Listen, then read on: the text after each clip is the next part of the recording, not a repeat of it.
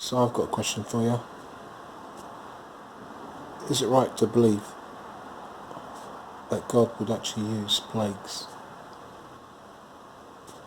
as a judgment or an area of discipline for his people or the people in general? Should we just disconnect God from the things we already know it's in the Bible? Should we just disconnect that, that having an understanding that God actually has used plagues in the past?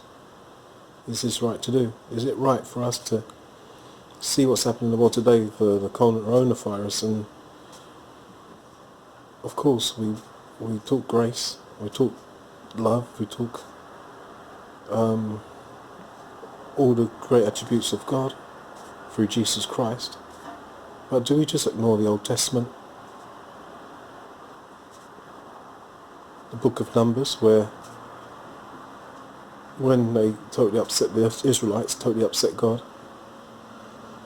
with their arrogance and their persistence on just not listening or just being wanted to be, power or control or just opposing the leaders which were placed there by God and Moses and Aaron.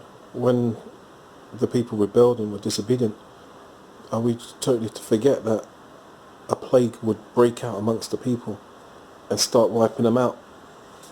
Moses crying out, the plague has started. And Aaron to rush and put some coals in the incense jar, whatever they call it, censers, and start making intercession for the people. And when he did that, the priest of God did that, the plague stopped. But there were 14,700 who died in that plague. And if they didn't make intercession, they would have continued. Is it right for us to just talk about the grace of Jesus Christ and disconnect the Old Testament, which Jesus said that not one word of the Old Testament will be scratched out, will be rubbed out, because the Old Testament talks about his coming as well. So is it right to just forget about God's attributes in the beginning of time? Well, Jesus is the God and the Lord of righteousness, and this world is convicted because it doesn't follow or promote righteousness. It's evil. So we know the world is judged, and Christians are saved, and they won't come under the judgment of the world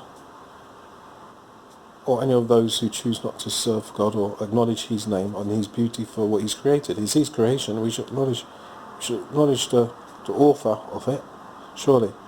Just like we acknowledge famous book writers, we acknowledge that it was written. In this world, they don't even acknowledge it was created. So, well, if many people die from the coronavirus, I'm talking people of an age of recognizing, of an age to recognize the existence of Christ,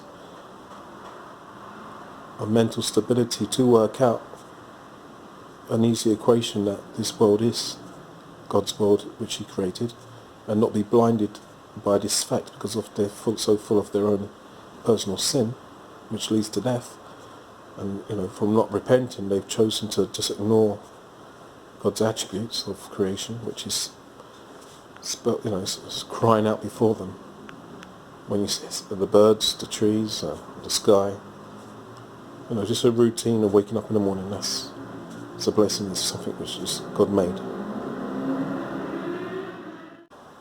It's a shame if we just don't get to know our God through reading of the Old Testament, and we just profess to know our God through the reading of the New Testament, and that is just reading about Jesus through Matthew, Mark, Luke and John, and Galatians, Ephesians and all the other books.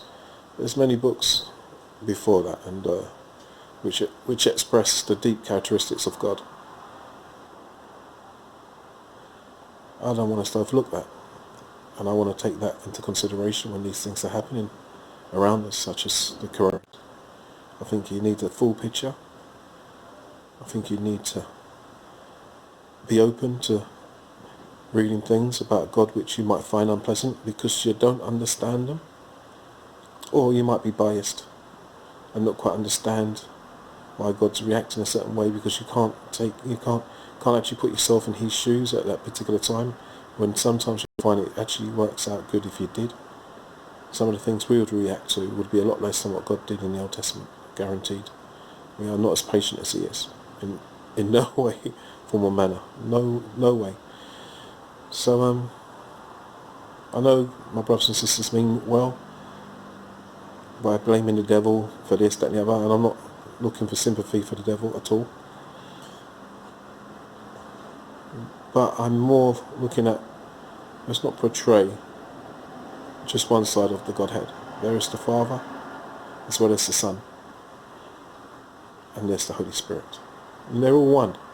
So let's work out what this is. If we're going to try and work anything out, let's not forget Old Testament while we look into the New.